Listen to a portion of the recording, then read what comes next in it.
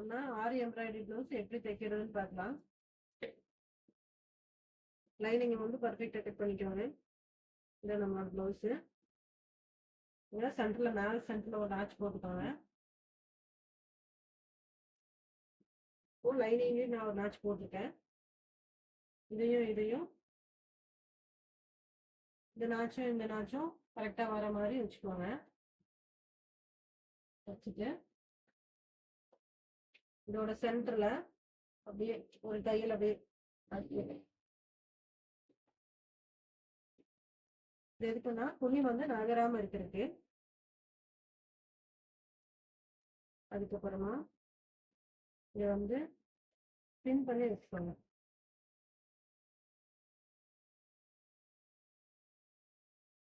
ரெண்டு பக்கம் பின் பண்ணிட்டோம்னா துணி கொஞ்சம் நகராம நம்மளுக்கு கொஞ்சம் ஈஸியா இருக்கும் வைக்கிறதுக்கும். இதுக்கப்புறம் ஒன் சைட் ஃபுட் மாத்திக்கலாம். நான் வந்து லெஃப்ட் சைடு யூஸ் பண்றேன். உங்களுக்கு ரைட் சைடு சௌரியமா இருந்துச்சுன்னா நீங்க ரைட் சைடு மாட்டிக்கலாம். ஓ இதான் ஃபுட் சேஞ்சரு. இது இப்படி ப்ரெஸ் பண்ணிட்டோம்னா இது வந்துடும். நீங்க சும்மா ஸ்க்ரூலாம் போட்டுட்டு இருக்க வேண்டியதில்லை. அடிக்கடி ஆரி ப்ளவுஸ் தைக்கிற மாதிரி தான் நீங்க தாராளமா இதையே வச்சுக்கலாம். இப்போ நான் என்ன பண்றேன்னா இந்த ஓரத்துல இதை வச்சு நான் அடிக்க போறேன்.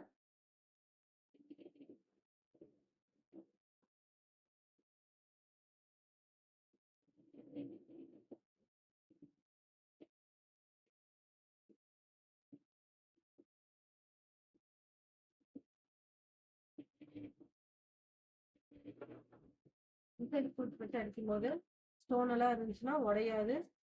சும்மா ஊசி ஓடனா மிஷினும் கொஞ்சம் மக்கப் பண்ணும். இப்போ ஒரு 1/4 இன்ச்சு கேப் விட்டுட்டு இதை அப்படியே கட் பண்ணி எடுத்துடலாம்.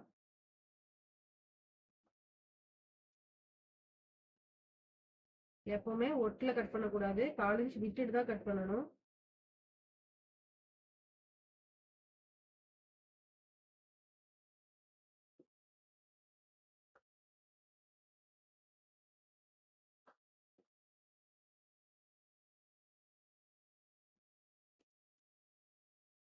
இப்போ அந்த இடத்துலலாம் குட்டி குட்டியா கட் பண்ணிக்கோங்க. இந்த மாதிரி கட் பண்ணா திருப்பறக்கு நம்மளுக்கு ஈஸியா இருக்கும். எந்த இடத்துலயும் வந்து நிக்காது. ஒரு மாதிரி ஸ்டிஃபா நிக்காம வளைஞ்சு கொடுக்கும் ஈஸியா. நம்ம திருப்பி பார்க்கும்போது பழுத்தான அழகான வடிவமா இருக்கும். திருப்பி பின் பண்ணதை எடுத்து சுத்தி டைப் வைக்கிறேன்.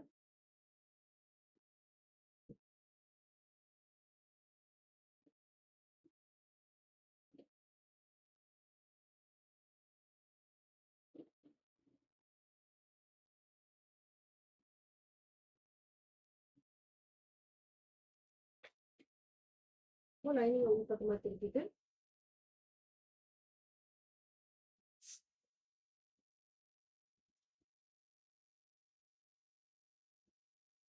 இது மேல அடிச்சீங்கன்னா ஒன்னாகும். இந்த செயினுக்கு பக்கத்திலேயே செயினை ஒட்டின மாதிரி அடிச்சுக்கணும். ஆனா செயினு கிட்ட போகக்கூடாது.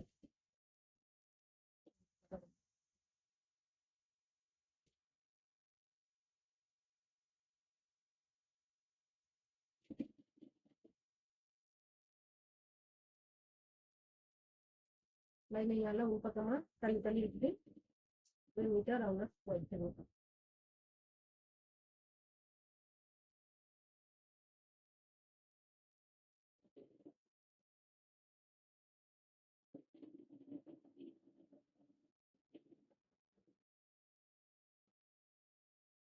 நெக்கு பார்த்தீங்கன்னா நம்மளுக்கு நீட்டான ஒரு ஃபினிஷிங்ல வந்துடும்.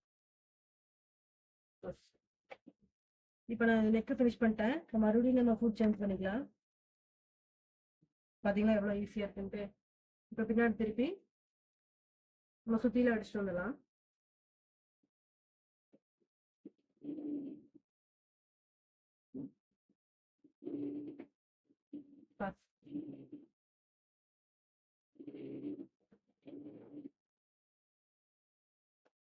லைனிங் வந்து இந்த மாதிரி தேய்ச்சி அடிக்கணும். அப்பதான் எந்த இடத்துலயும் திருப்பமும் இந்த உப்பிட்டு ஒரு பக்கம் திருப்பிட்டு அந்த மாதிரி பண்ணிட்டோம்னா நம்மளுக்கு அந்த நீட்டான துணிக்கும். நான் இதை வந்து எக்ஸ்ட்ராவே கட் பண்ணியிருக்கேன். அதனால சைட்ல எக்ஸ்ட்ரா எடுத்துருக்கேன்.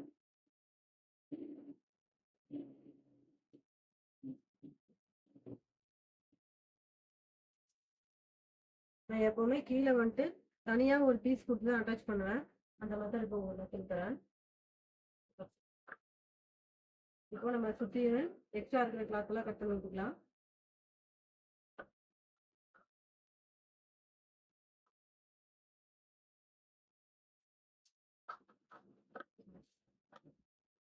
இது வந்து நான் ஒரு 1.25 to ஒரு 1.5 இன்ச் பக்கம் அகலத்துல நான் ஒரு பீஸ் கட் பண்ணிக்கிறேன்.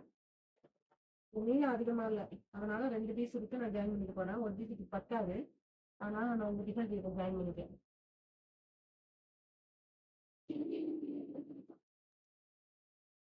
போட்டு படிமானத்தை நம்ம போட்டுருங்க. அப்பதான் கொஞ்சம் தூக்கிட்டு வராம நீட்டா இருக்கிற மாதிரி இருக்கும்.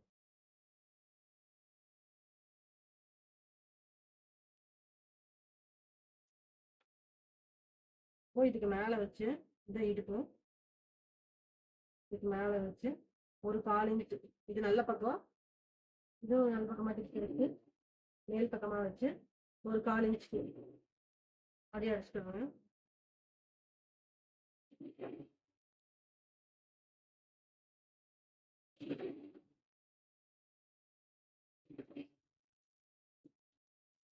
அதை கட் பண்ணிக்கலாம். இப்போ இதவே இந்த மாதிரி போட்டு படிமான தையல் இதுக்கு மேலே, இந்த லைனிங் மேலேயே தையல் அப்படி போட்டு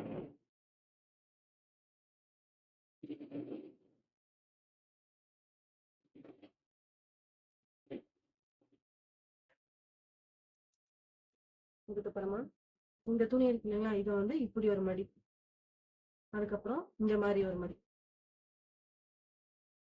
மடிச்சுட்டு அப்படியே அரைச்சிட்டு வரீங்க.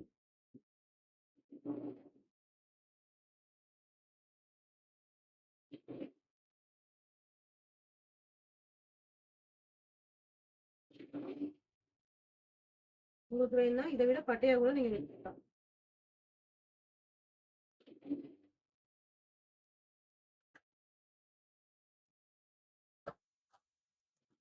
அதுக்கப்புறமா டாட் பிடிச்சிக்கலாம். இப்போ பார்த்தீங்கன்னா வெளில ஃபினிஷிங் இந்த மாதிரி இருக்கும், நீட்டாக இருக்கும் பார்க்கறதுக்கு. இந்த இடத்துல அவங்களுக்கு கெட்டியான ஒரு ஃபீலிங்காகவும் இருக்கும். டாட் எப்படி பிடிக்கிறதுனா ரெண்டையும் இப்படி வச்சுக்கோங்க, ஒட்டுக்கா ஷோல்டருக்கு நேராக ஒரு மார்க் பண்ணிக்கோங்க. ஷோல்டர் இருக்கா, ஷோல்டருக்கு சென்டர்ல ஒரு மார்க்கு, அப்படியே பின்னாடி ஒரு மார்க்கு. இது வந்து 14.5 இன்ச் ஹைட்டு.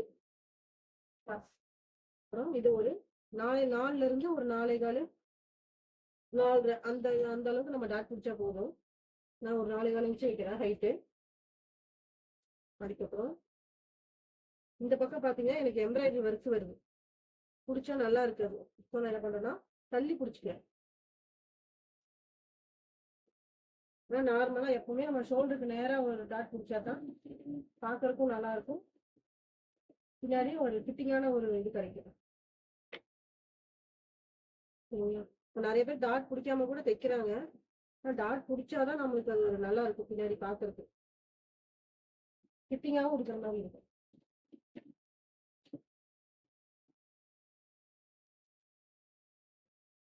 டாட்டுக்கு எப்பவுமே பேக் ஸ்டிச் போடக்கூடாது, அதனால கொண்டு வந்து ஷார்ப்பா இந்த இடத்துல முடிச்சிருக்கேன்.